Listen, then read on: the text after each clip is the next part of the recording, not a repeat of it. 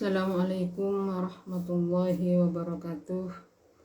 Pada siang hari ini kami ingin melanjutkan pembacaan kitab Bidayatul Hidayah halaman 3, qauluhu fa innal malaikata tabsutu laka ajnihataha.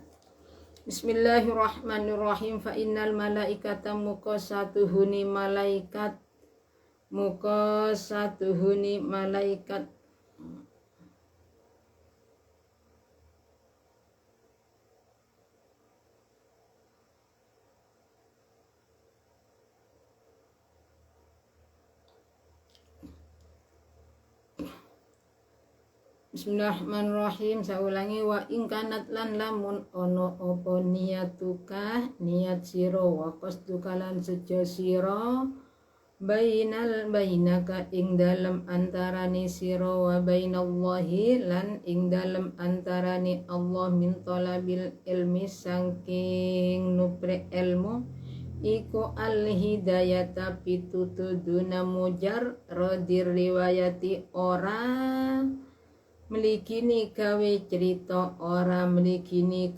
cerita fabsir muka bebunga osiro fa innal malaikata muka satuhuni malaikat iku tabsutu beber sopo malaikah laka maring siro beber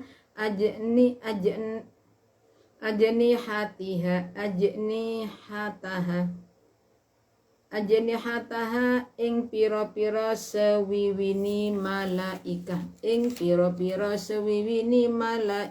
idza masyaita ari kalani lumaku sapa sira wahidanal bahri lan iwa segara iku lan ono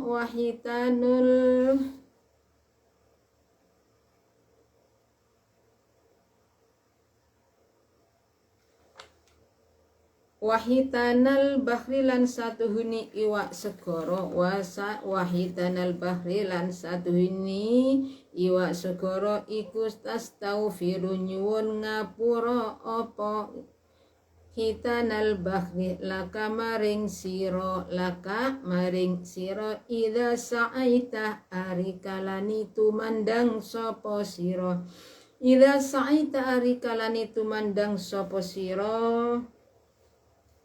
bila mana di dalam mencari ilmu itu merupakan hidayah. Jadi di dalam mencari niatnya kita, niat dan tujuan kita itu merupakan petunjuk, bukan hanya sekedar untuk cari pengalaman, buat cerita-cerita. Fabsir, maka berbahagia, kita itu harus merasa senang. Kenapa? Fa innal malaikata tabsutu laka ajnihataha idza masyaita wahitanal bahri tastaghfiru laka idza sa'aita. Ini malaikat itu karena apa? Karena malaikat di saat kita itu berjalan.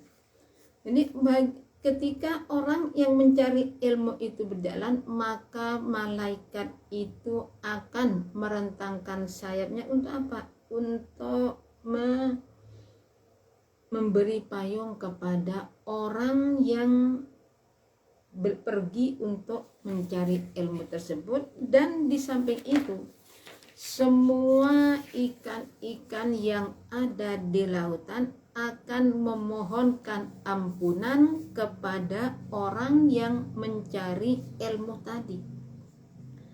Jadi mencari ilmu itu sangat penting, bahkan mencari ilmu itu hukumnya wajib. Sebagaimana sabda Nabi, thalabul ilmi faridatun ala kulli muslimatin wa muslimah. Ala kulli muslimin wa muslimatin. Mencari ilmu itu hukumnya wajib bagi setiap orang Islam laki-laki dan perempuan. Ilmu apa yang wajib di sini? ilmul hal, ilmu yang kita hadapi, kita sebagai orang Islam. Orang Islam berkewajiban sholat, tauhid, belajar ilmu tauhid kita juga harus. Karena dengan adanya ilmu tauhid kita itu mengerti mana perkemana masalah ini yang harus kita yakini dan tidak. Kita akan mengetahui antara musyrik dan tidaknya, syirik dan tidak di mana? Dalam kitab tauhid. Kita wajib sholat, berarti ilmu yang hubungan dengan sholat kita wajib mengetahuinya. Perkara yang membatalkan sholat bagaimana, yang bisa merusak, yang membatalkan suatu kewajiban rukun, makruh, kita harus paham. Kalau kita tidak tahu, akhirnya gimana? Ibadah tanpa ilmu ya percuma. Kita itu cuma tinggal lelahnya saja. Jadi kita itu oh ini caranya sholat seperti ini. Sholatnya harus seperti ini, sholat seperti ini. Nah, kita itu harus tahu. Makanya mencari ilmu. Berarti ilmu yang hubungan dengan sholat ya wajib. Walakin yang bagilan tetap ini sayu jolaka katue siro opo anta lamah yento ngerti sopo siro ngerti kobla kulli syai'in ing dalem saturungi saben suwiji-wiji ing dalem saturungi saben suwiji-wiji ngerti annal hidayata ing satuhuni pitutuh annal hidayata ing satuhuni pitutuh allati ya kang utawi hidayah iku samratul ilmi wae ilmu iku samratul ilmi wae ilmu laha iku tetap katuweni hidayah bidayatun utawi kawitan wa nihayatun lan pungkasan wa zahirun lan duweni zahir pertelo lan zahir lan duweni zahir wa batinun lan batin wa batinun lan batin wala wusulalan ora ono nggon tumeka iku maujud wala wusula lan ora ono nggon tumeka iku maujud tumeka ila nihayatiha maring pungkasani hidayah ila nihayatiha maring pungkasani hidayah illa ba'da ahkami bidayatiha angin ing dalem sause ngokohaken kawitani hidayah angin ing dalem sause netepaken atau ngokohaken kawitani hidayah wala asuralan ora ono ngambah iku maujud wala asuralan ora ono ngambah iku maujud ala batiniha ing atase batini hidayah ing atase batini hidayah illa ba'dal wukufi angin ing dalem sawuse kandhek ala zahiriha ing atase zahire hidayah ala zahiriha ing atase zahire hidayah bismillahirrahmanirrahim walaki yang bagi laka an ta'lama qabla kulli syai'in annal hidayata allati hiya samratul ilmi laha bidayatun wa nihaya wa zahirun wa batinun. Sebaiknya ketika kita itu sebelum kita itu melangkah kita harus mengetahui terlebih dahulu. Ini masalah kitab bidayah. Jadi masalah nih mengetahui antak lama yento ngerti sapa sira qabla kulli syai' annal hidayah. Jadi kita harus mengerti bahwa sebaiknya saya ulangi. Jadi sebelum kita itu melakukan sesuatu kita harus paham bahwa hidayah itu adalah hasil dari ilmu. Hidayah itu hasilnya dari ilmu, bukan dari apa-apa. Laha bidayatun wa nihayah wa zahirun wa batinun. Dan di dalam hidayah itu ada istilah permulaan, ada istilah akhir, ada yang zahir dan ada yang batin. Hidayah, annal hidayah aisuluka tariq ilallahi ta'ala. Berarti kita itu melangkah kepada Allah, itu hidayah. Berjalan menuju Allah. Itu adalah hasil dari ilmu. Kemudian bidayah, permulaan dari hidayah itu isinya apa? Isinya adalah syariat dan toreko. Syariat dulu baru toreko, tidak bisa. Toreko barusan nggak bisa. Jadi orang yang akan melakukan toreko harus ada syariat terlebih dahulu agar supaya kita itu tidak salah. Ini masalah ini. Jadi permulaan bidayahnya, permulaan dari petunjuknya Allah adalah syariat dan toreko. Sedangkan nihayahnya, akhir dari hidayah, petunjuk itu apa? Namanya hakikoh.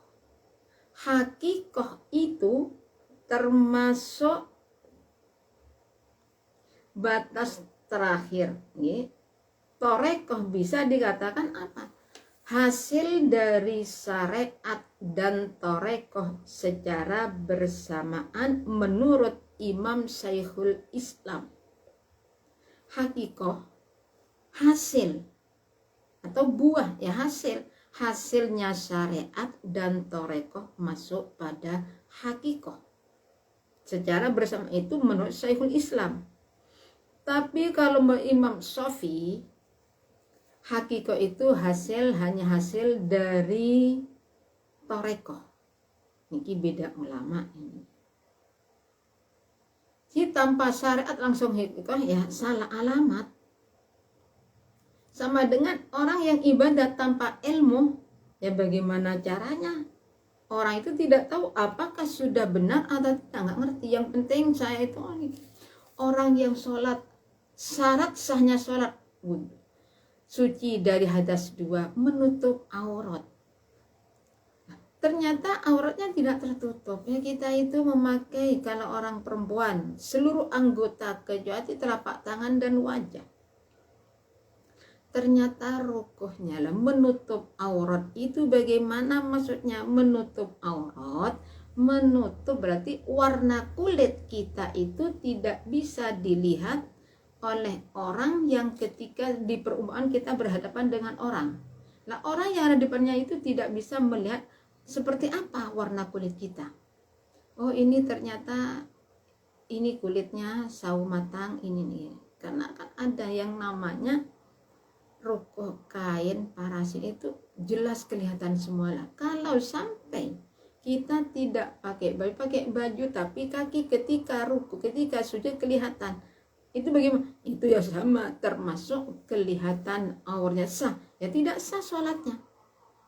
Jangan sampai berdoman kalau kita tidak tahu hukum, tidak masalah, itu salah alamat. Salah alamat seperti itu. Nah, kita itu belajar itu hukumnya wajib. Kadang-kadang kita, kalau kita melakukan sesuatu tanpa tahu kan tidak haram, salah alamat namanya itu. Sekarang masalah zahir dan batinnya hidayah. Fa inna kullu batinin lahu zahiran wa aksuhu. Jadi batin dan zahir, setiap batin zahir, berarti ada zahirnya. Sebaliknya setiap zahir ya batin. Fasyari'atu, dan ini fasyari'atu zahirul haqiqah. Fasyari'atu zahirul haqiqah wal haqiqah batinuha wa huma mutalazimani makna. Fasyari'atun bila haqiqatilatun ay khaliyatun minas samrah wa haqiqah bila syan batilah.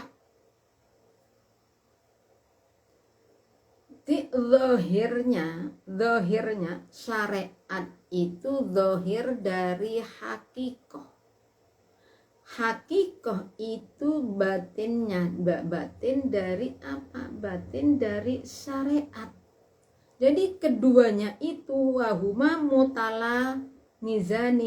mutalazimani maknan. Jadi harus saling berkaitan. Antara hakikoh dan syariat itu selalu bersama. Jadi tidak bisa hakikoh tanpa syariat. Syariat nggak bisa.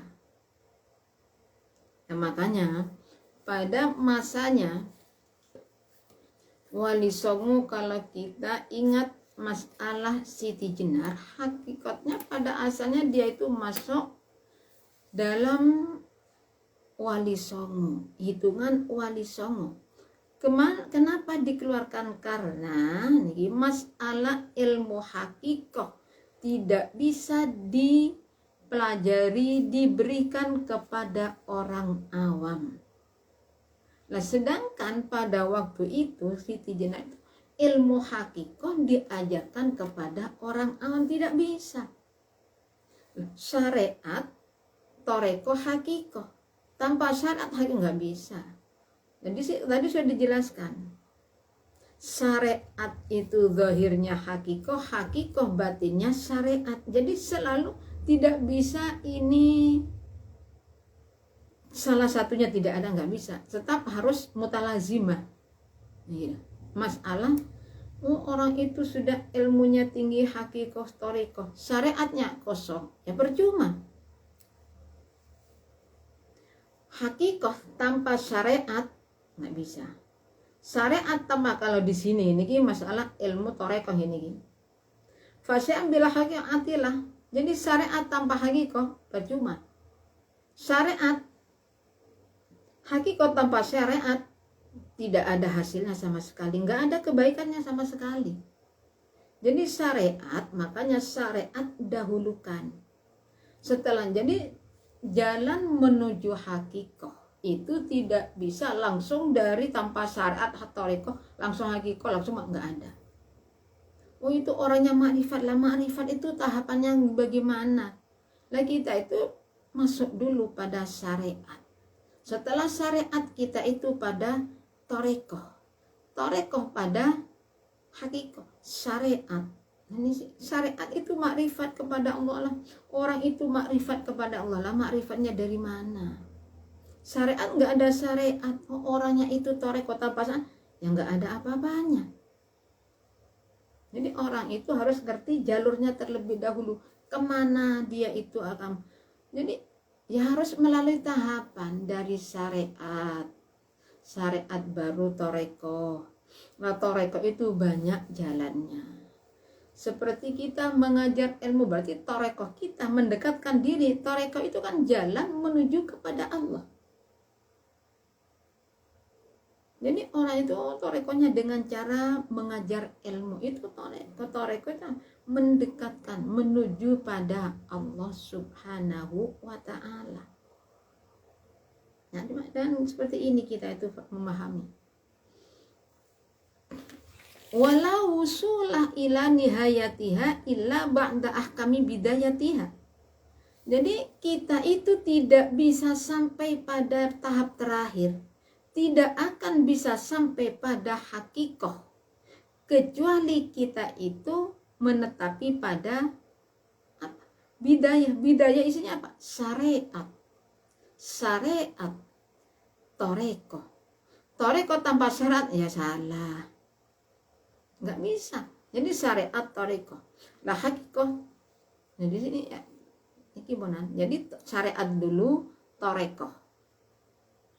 Jadi orang itu nggak bisa sampai ini makrifat kepada Allah. Syariat kosong, nggak bisa. Tauhidnya kosong, nggak bisa. Jadi ilmu tauhid itu sangat penting bagi kita. Tapi kalau kita itu di dalam masalah ilmu tauhid, ini ada yang nanti kalau lebih banyak membahayakan ada. Jadi ilmunya, lihat ilmunya dulu. Dan ini. Wala asura ala batini illa ba'dal wukufi ala zahiriha. Kita tidak bisa melangkah kepada batin, tidak bisa kita sampai pada hakikoh kecuali kita itu sudah melaksanakan, setelah kita itu benar-benar masuk pada zahirnya hidayah. Apa? Zahirnya hidayah adalah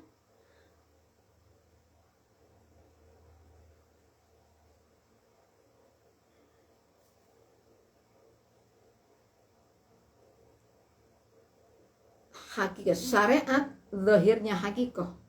Ini tadi kan ngatakan hidayah, ada bidayah, ada nihayah, ada zahir, ada batin. Lah zahirnya di sini fasyariatu, syariat itu zahir dari hakikoh. Hakikoh itu udah hasil dari apa? Dari batinnya syariat. Jadi syariat itu selalu berkaitan. Jadi nggak bisa terlepas dari masalah syariat, langsung hakikoh, langsung toreko tanpa tanpa syariat, salah total.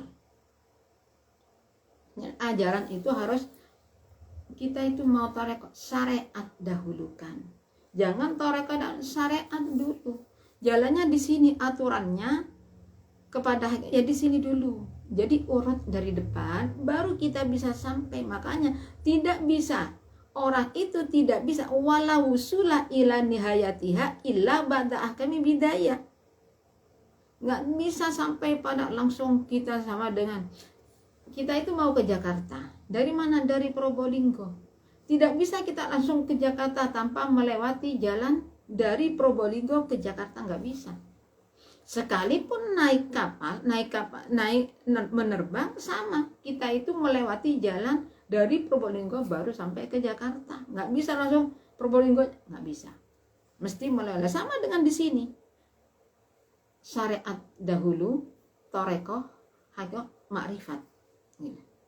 Kadang-kadang itu makrifat. Padahal kadang-kadang orang itu dan karena ini tahu, ingat, mengetahuinya itu apakah orang itu disuruh jin atau bagaimana. Disuruh jin artinya dibuat hadamnya jin. Nah, kalau sudah dibuat hadamnya jin kan jinnya yang ngasih tahu ini gini dan itu. Nah, itu. Wahalan eling-eling. Anak utawi ingsun iku musyirat ingsun di sini adalah Kiai Musonif, isinya Muhammad bin Muhammad julukannya Abu Hamid, isinya Muhammad bin Muhammad Al-Ghazali. Iku musyiran aweh weruh sapa ingsun alaika ing ngatasé sira bibidayatil hidayati kelawan kawitani pituduh awe weruh litujarri badrapun ngajajal sapa sira biha kelawan bidayatul hidayah nafsaka ing nafsu sira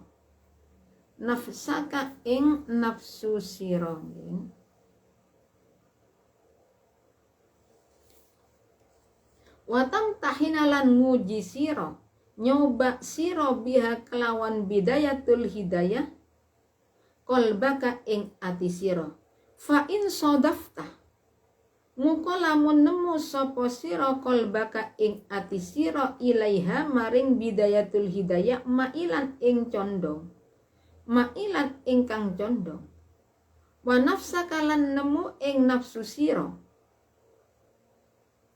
biha kelawan bidayatul hidayah muta wi'atan ing nurut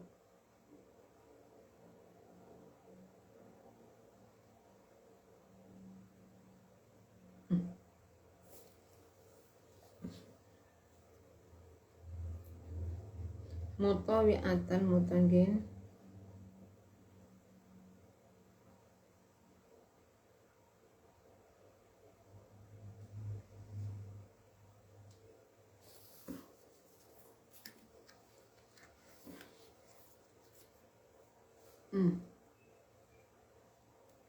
kira niki masalah niki nggih masalah maknanya niki mutawi'ah iki bukan nurut, mutawi'atan ay muntadat ing nurut wala watatallah walahalan maring hidayah qabilatan ing nerimu fadunaka moko ngalapo sapa sira atatol lu'a ing munggah ilan nihayati maring pira-pira pungkasane wattaqal ulalan selulup fi biharil ulumi ing dalem segarane pira-pira ilmu ing dalem segarane pira-pira ilmu. Jadi Syekh Muhammad bin Muhammad di sini memberi cara kepada kita. Jadi untuk mengetahui kita itu adalah masalah bidayatul hidayah, supaya dicoba dulu. Kita nafsu kita itu dicoba. Dan supaya hati kita juga diuji. Fa in sodafta qalbaka ilaiha ma'ilan wa nafsaka biha. Berarti kalau kita itu hati kita itu ternyata senang. Ingat bidayah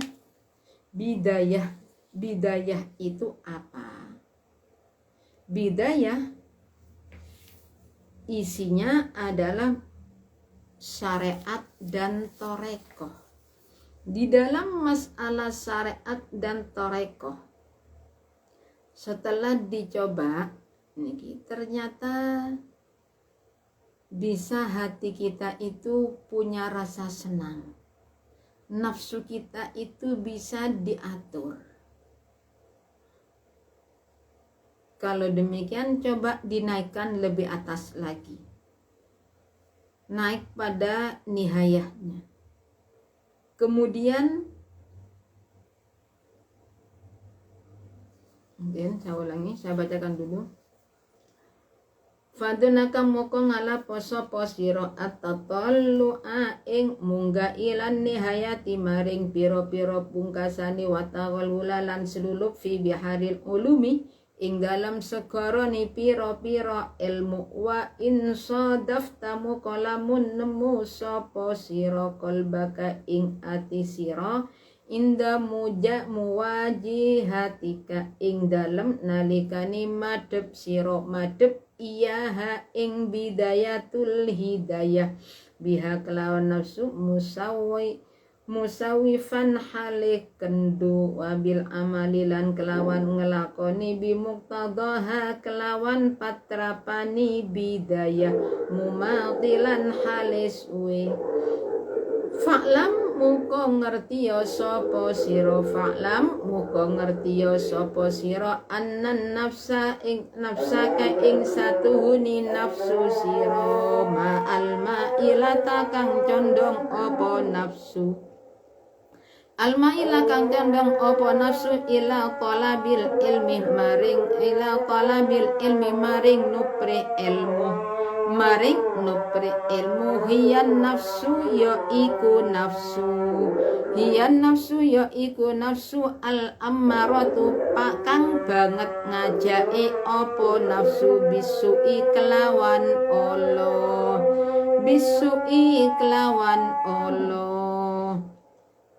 wa qadin tahadot lan teman-teman gumregah sopo opo nafsu lan teman-teman gumregah opo nafsu mutiatan hale nurut lisyaitoni maring setan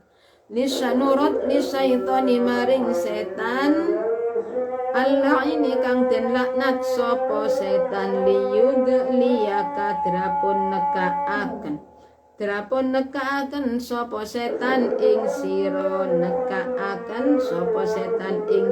bihabli ururihi kelawan talini pembujuke setan fayastadrijaka muka ngalap sapa setan ing sira.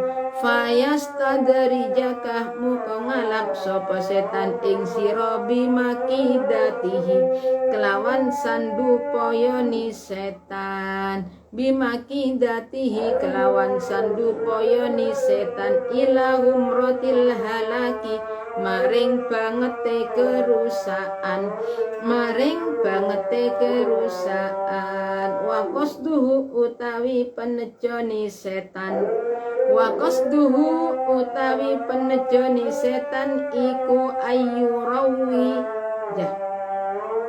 iku ayyurawi jayen to nglakokaken sapa setan alaika ing ngatasé sira yen to nglakokaken sapa setan alaika ing ngatasé sira nglakokaken asyarra ing barang kang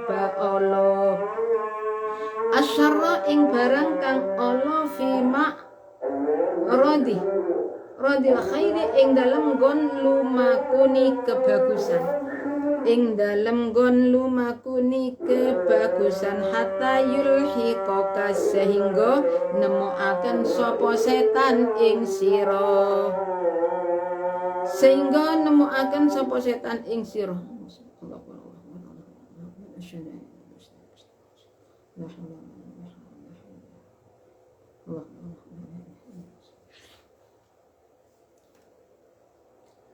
hatta yulhiqaka sehingga nemokaken sapa setan ing sira bil akhsarina kelawan pira-pira wong kang padha tunu pira-pira wong kang padha rugi apani amalan pira-pira amale alladzina nyatani wong akeh silai alladzin dhalla kang sasar apa sa'yuhum amale alladzina fil hayati ing dalem tingkah urip ad-dunya kang parek apa hayat wahum bismillahirrahmanirrahim.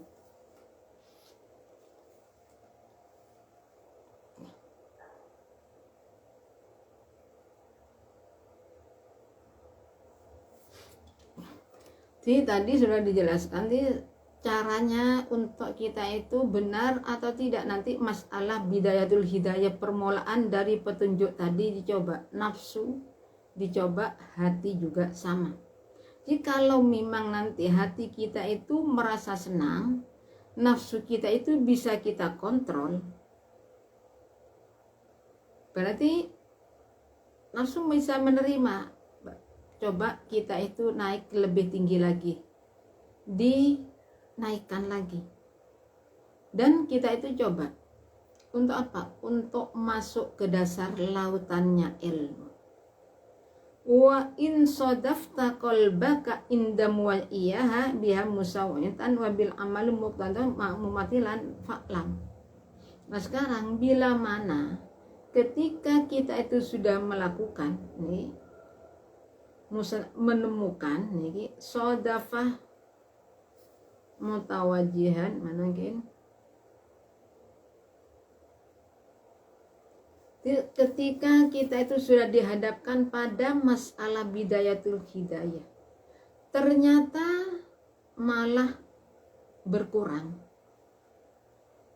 beramalnya tambah, melakukan ini tambah lama. Kalau demikian fa'lam annan nafsaka ma'ilan ila talabil ilmi hiyan nafsul ammaro bisu. Jadi kita harus tahu sudah nafsu kita itu senangnya pada ilmu tadi itu, mencari ilmunya itu gimana? Itu adalah isinya nafsu ammaroh. Nafsu ammaroh itu nafsu yang sangat mengajak kita pada perkara yang tidak baik. Tidak bisa nahan, sulit untuk menahan nafsu ammaroh. Lah hanya gimana kalau sudah demikian? Wa qadin tahadat muti'atan lisyaitan al-la'inil liyudlika bihablil urur. Akhirnya kita itu bangkit, taat mengikuti setan. Ya tapi tanpa sengaja kita itu merasa saya itu melakukan perkara yang baik. Setan untuk menjerumuskan orang manusia itu bukan tidak harus orang itu melakukan perkara yang tidak.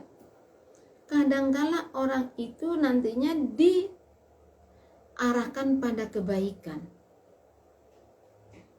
Saatnya perasaan kita itu melakukan perkara yang sangat baik, tapi hasilnya apa? Kerugian, penyesalan yang akan kita dapatkan. Soalnya kalau setan itu tujuannya apa? Bukan kebaikan. Ya kita diberi kesenangan, cari yang senang.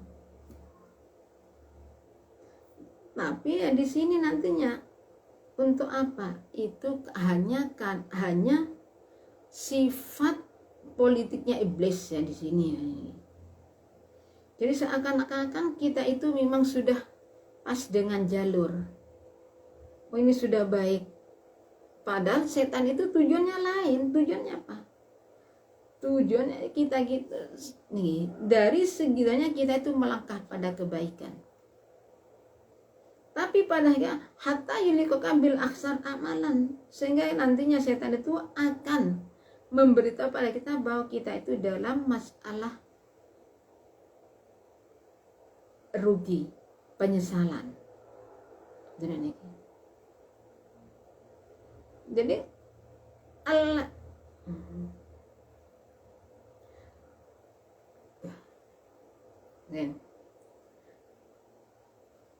tujuannya saya waqasdu ayyurawi ja'alaika asyarra fi maqradil khairi.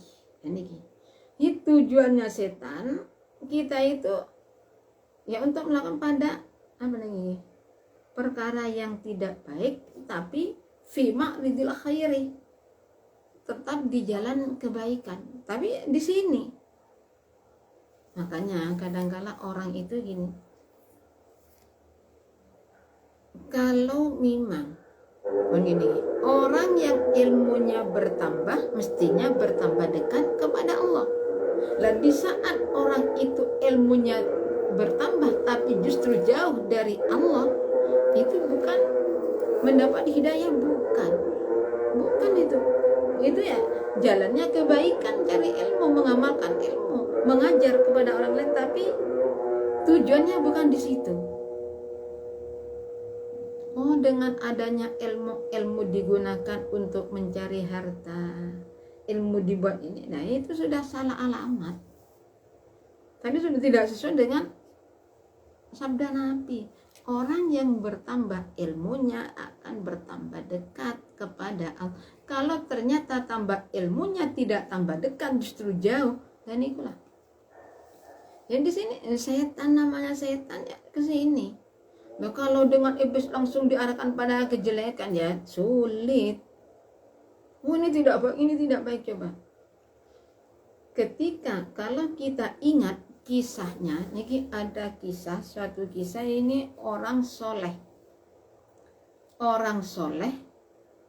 bukan alim gini, orang yang soleh, orang yang baik, amalannya baik. Kalau orang yang alim, setan menghadapi kesulitan. Kalau orang soleh, ya mudah bagi setan.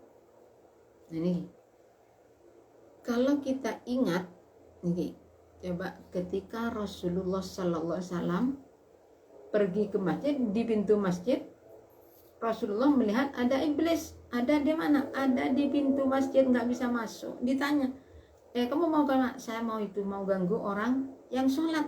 Terus kenapa? Tapi saya takut kepada orang yang tidur.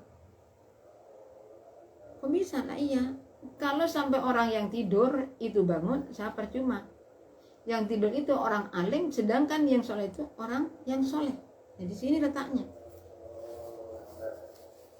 Nah, ini perbedaannya.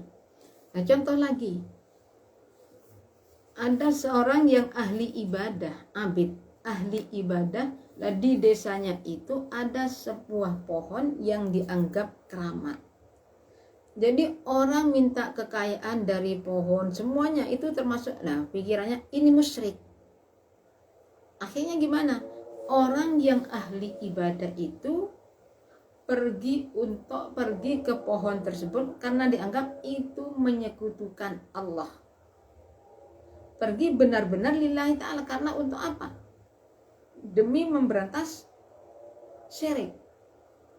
Di tengah jalan bertemu dengan seorang akhirnya berkelahi.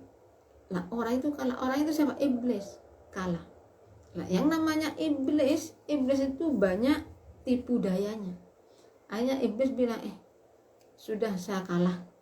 Coba gini saja, jangan ditebang pohon itu sampai pulang. Nah nanti setiap kamu sholat saya kasih uang. Pulang sungguhan. Sholat, setiap sholat mesti ada uang. Lambat laun iblis nggak ngasih, marahnya menebang pohon tadi bukan karena apa? Bukan karena lillahi ta'ala, bukan karena khawatir orang musyrik, tapi kenapa? Karena tidak dapat uang. Nah akhirnya di tengah jalan bertemu lagi dengan iblis, berkelahi, kalah orangnya. Kenapa?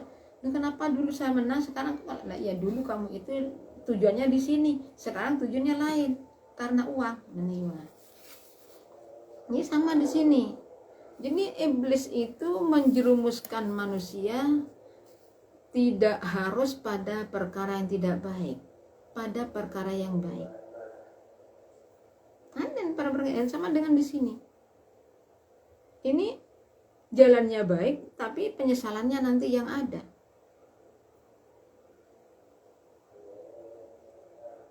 Jadi seakan-akan kita itu sudah menuju jalan yang baik benar menurut kita, tapi itu adaan dari iblis.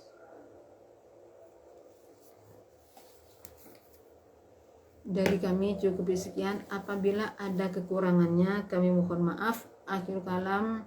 Assalamualaikum warahmatullahi wabarakatuh.